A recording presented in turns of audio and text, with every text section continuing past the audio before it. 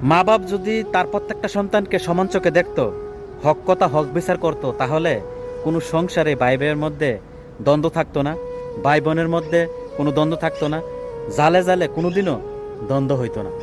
মা বাপ কি করে, এক সন্তানের আয় অনেক বেশি টানে, আরেক সন্তানের আয় একবারই টানে না।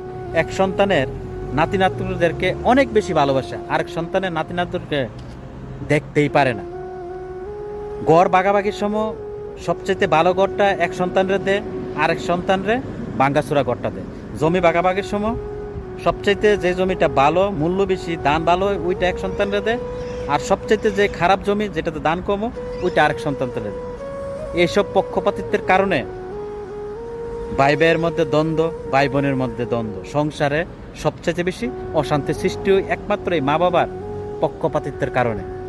এর জন্য একটা সময় গিয়া মা বাপ সংসার থেকে অবহেলিত হয়, শুধু এই পক্ষপাতিত্বের কারণে। বেশিরভাগ সংসারে ঝামেলা হয় মা বাপ যখন পক্ষপাতিত্ব করে, হক কথা বলতে পারে না, হক বিচার করতে পারে না। বেশিরভাগ ফ্যামিলিতে কিন্তু এর জন্যই ঝামেলা সবসময় লাগিয়েই থাকে।